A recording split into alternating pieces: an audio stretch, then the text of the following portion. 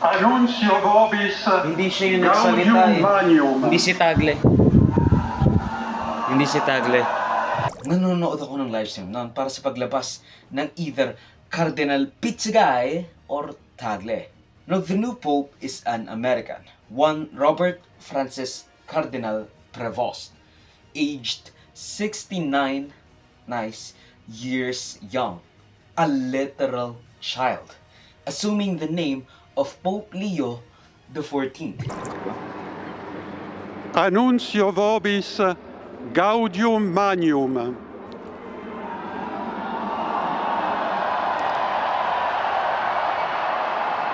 Habemus papam.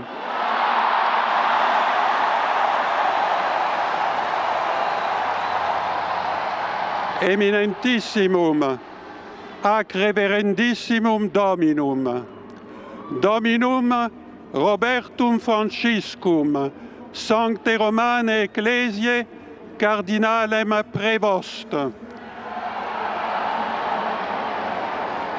qui sibi nomen imposuit Leonem XIV. Kumbaga, I think 2 taon pa lang siya or ilang taon pa lang siya bilang kardinal. Siya agad ang naging Santo Papa. That's...